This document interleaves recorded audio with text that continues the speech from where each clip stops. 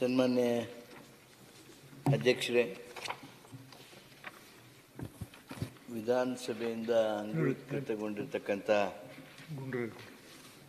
ಬೆಂಗಳೂರು ಅರಮನೆ ಅರ್ಜನೆ ಮತ್ತು ವರ್ಗಾವಣೆ ಅಧಿನಿಯಮ ತಿದ್ದುಪಡಿ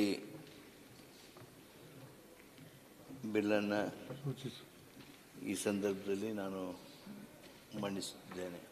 ಏನಾದರೂ ಹೇಳೋದಿದ್ರೆ ಹೇಳಿ. ಅಧ್ಯಕ್ಷರೇ, ಇದು ಅತ್ಯಂತ ವಿಸ್ತೃತವಾಗಿ ಚರ್ಚೆ ಆಗಿರ್ತಕ್ಕಂಥ ವಿಷಯ.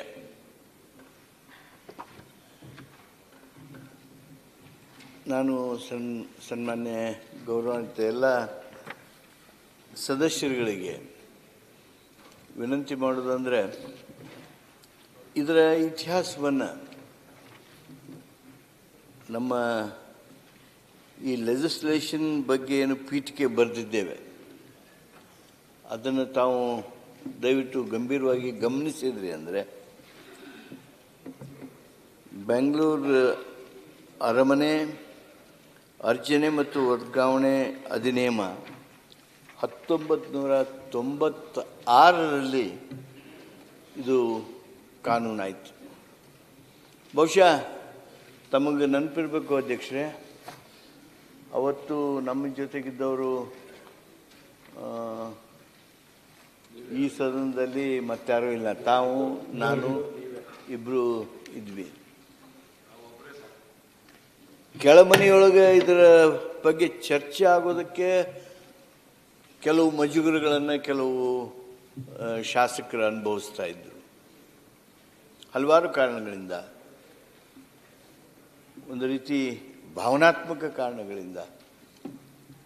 ಅವತ್ತು ಗಣರಾಜ್ಯ, ಪ್ರಜಾರಾಜ್ಯ,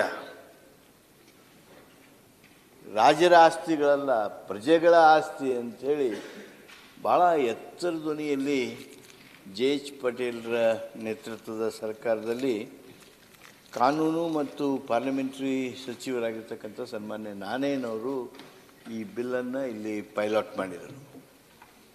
1996ರಲ್ಲಿ ಆಗಿರ್ತಕ್ಕಂಥ ಬಿಲ್ ಇದು.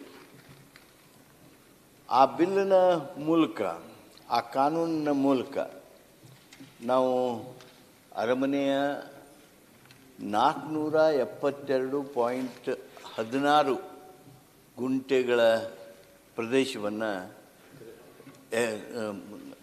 472 ಎಕರೆ 16 ಗುಂಟೆ ಪ್ರದೇಶವನ್ನು ಸರ್ಕಾರ ಅರ್ಜನೆ ಮಾಡಿಕೊಡ್ತು, ಸರ್ಕಾರ ತೆಗೆದುಕೊಡ್ತು. ಅವತ್ತು ಅದಕ್ಕೆ ಮೌಲ್ಯವನ್ನೂ ಸಹಿತ ಸರ್ಕಾರ ನಿರ್ಧರಿಸಿತು. ಅದು 11 ಕೋಟಿ ರೂಪಾಯಿ ಅಂತೇಳಿ ನಿಗದಿ ಮಾಡಿ ಆ ಕಾನೂನು ಪಾಸ್ ಆಯಿತು, ಎಲ್ಲ ಅಸೆಂಟ್ ಆಯಿತು, ಎಲ್ಲ ಆಯಿತು. ಅದಾದಮೇಲೆ 11 crores 11 ಕೋಟಿ ಅದಾದಮೇಲೆ ಆ ಅರಮನೆ ಪ್ರದೇಶದ ವಾರಸುದಾರರು ಹೈಕೋರ್ಟ್ಗೆ ಹೋದರು. ಇದು ಕಾನೂನು ಮಾಡೋಕ್ಕೆ ಬರೋದಿಲ್ಲ, ಸರ್ಕಾರದ ನೀತಿ ಸರಿಯಾದದ್ದಲ್ಲ, ಇದು ನಮಗೆ ಖಾಸಗಿಗೆ ಬಿಟ್ಕೊಡ್ಬೇಕು, ಮೌಲ್ಯ ಸರಿ ಇಲ್ಲ ಅಂಥೇಳಿ ಹೈಕೋರ್ಟ್ಗೆ ಹೋದರು. ಹೈಕೋರ್ಟ್ನಲ್ಲಿ ಸರ್ಕಾರ ಮಾಡಿದ್ದು ಸರಿ ಇದೆ, ಅದರ ಇತಿಮಿತಿ ಏನಿದೆ ಆ ಇತಿಮಿತಿಯೊಳಗೆ ಅವ್ರಿಗೆ ಆ ಅಧಿಕಾರ ಐತಿ, ಅದನ್ನ ಮಾಡಿದ್ದನ್ನು ಎತ್ತಿ ಹಿಡಿತು. High court upheld the law that was enacted by both these houses. ಅದಾದಮೇಲೆ ಅವರು ಸುಪ್ರೀಂ ಕೋರ್ಟ್ಗೆ ಹೋದರು. ಸುಪ್ರೀಂ ಕೋರ್ಟ್ ಒಂದು ಹಂತದಲ್ಲಿ ಕೇಳಿದ್ರು ಅವ್ರನ್ನ, ಆದರೆ they did not stay the act, but they said status quo. 1996ರಿಂದ ಸರ್ಕಾರದ ಒಂದಿಷ್ಟು ಮೌಲ್ಯಯುತವಾಗಿರ್ತಕ್ಕಂಥ ಜಮೀನು, ಆಸ್ತಿ, ಸಾರ್ವಜನಿಕ ಅತ್ಯಂತ ಉಪಯುಕ್ತ ಆಗ್ತಕ್ಕಂಥದ್ದು ಸುಮಾರು 28 ವರ್ಷಗಳಿಂದ ಸುಪ್ರೀಂ ಕೋರ್ಟ್ನಲ್ಲಿ ಹೆಂಗಿತ್ತು ಹಂಗೈತಿ.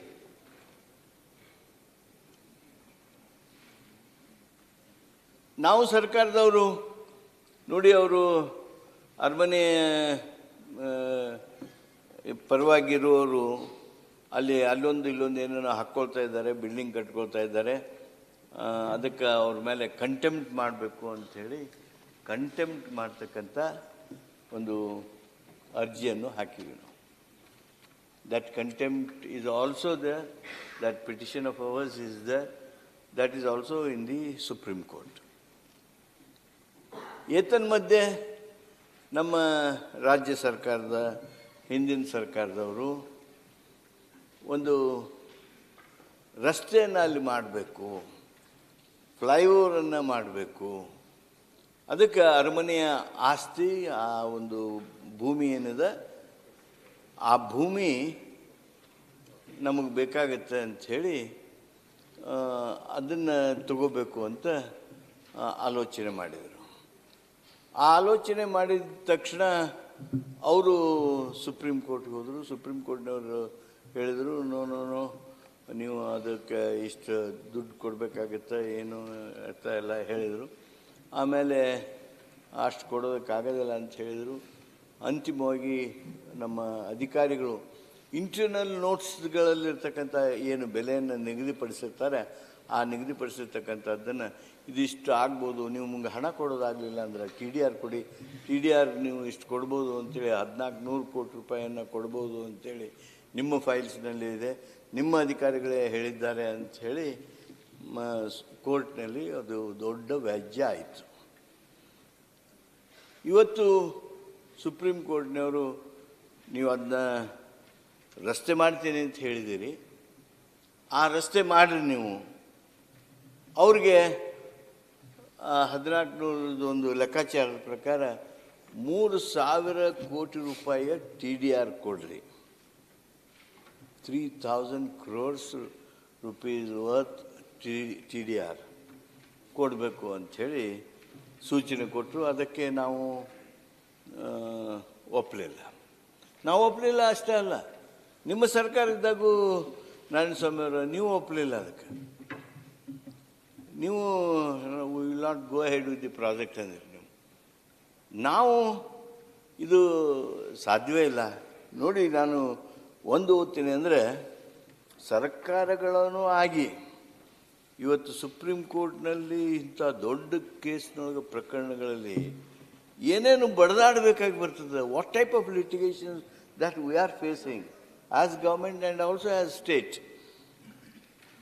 See, I will just read the first para of the bill. A bill to determine the utilization and regulation of land of Bangalore Palace, which has been acquired under Bangalore Palace Acquisition and Transfer Act 1966, Karnataka Act 16 of 1966, under which the land relating to the Bangalore Palace now vests with the state of Karnataka. ಅಲ್ಲ, ಇಲ್ಲ ಅಂದರೆ ಈ ವಕೀಲರು ಅದಕ್ಕೆ ಇಂಗ್ಲೀಷ್ನಲ್ಲಿ ಹೇಳಿದರೆ ತಕ್ಷಣ ಇದು ಮಾಡ್ತಾರೆ.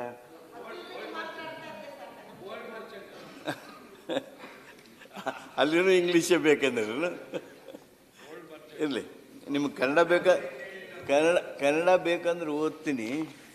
ಈ ವೆಸ್ಸನ್ನು ಕನ್ನಡದಾಗಿದ್ದನ್ನು ಹೇಳ್ಬೇಕಾದ್ರೆ ಮತ್ತೆ ನಾವು ಅದಕ್ಕೆ ಎಕ್ಸ್ಪ್ಲನೇಷನ್ ಕೊಡಬೇಕಾಗತ್ತೆ. The property vest with me ಅಂತಂದ್ರೆ no need of any explanation. ಆದ್ದರಿಂದ ನಾನು ಇಷ್ಟೇ ಹೇಳೋದಕ್ಕೆ ಬಯಸ್ತೀನಿ.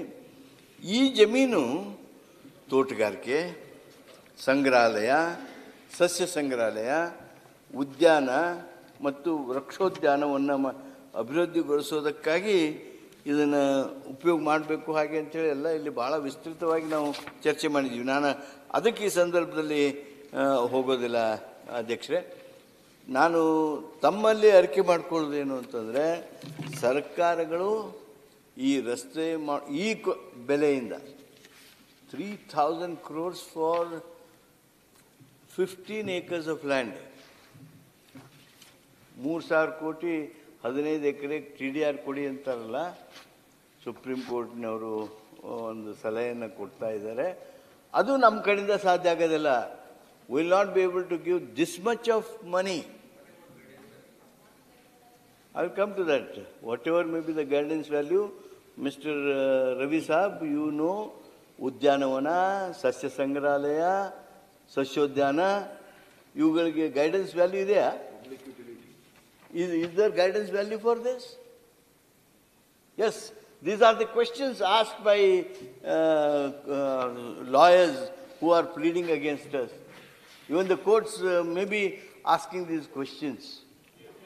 ಆದರೆ ನಾನು ನಿಮಗೆ ಅದಕ್ಕೆ ಹೇಳಿದೆ, these are the type of questions which are now coming up before the public domain also. ನಾನು ಕೇಳ್ತೀನಿ, ಶರವಣ್ಣವ್ರ, ನೀವು ಬಂಗಾರಕ್ಕೆ ಒಂದು ತೊಲಿಗೆ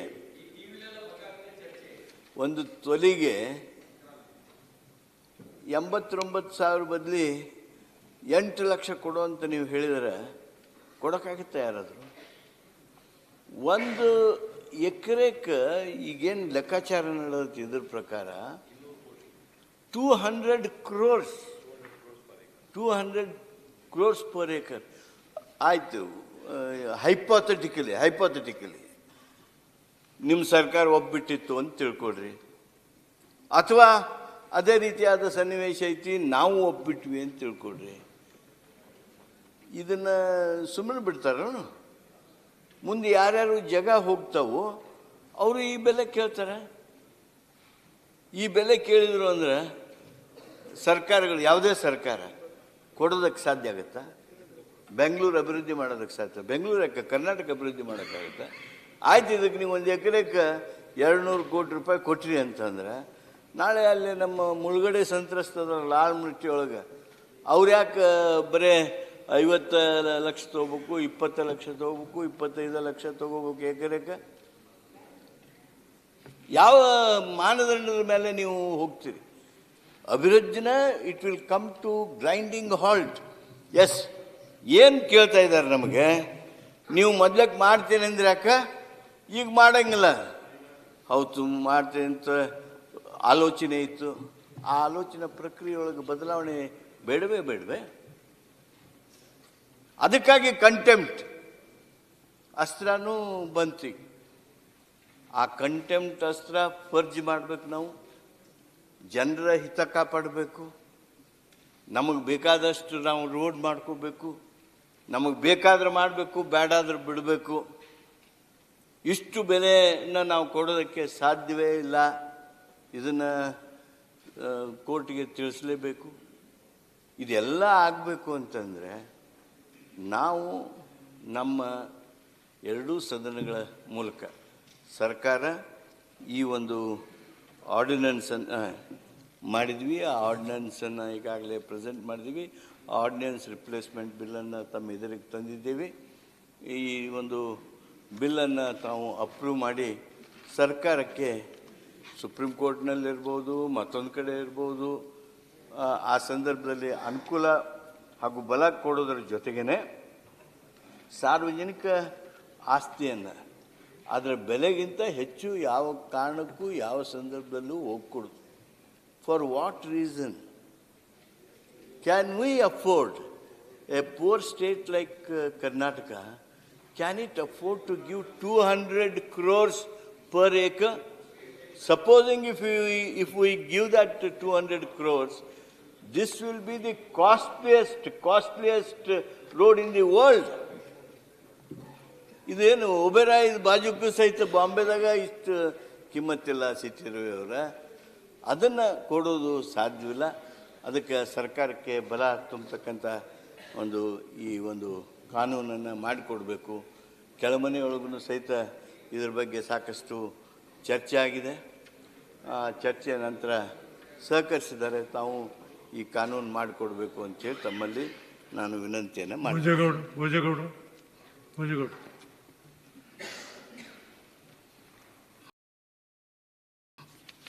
ಅವಕಾಶಕ್ಕಾಗಿ ಧನ್ಯವಾದಗಳು. ಸುದೀರ್ಘವಾಗಿ ಮೊನ್ನೆ ನಮ್ಮ ಕಾನೂನು ಸಚಿವರು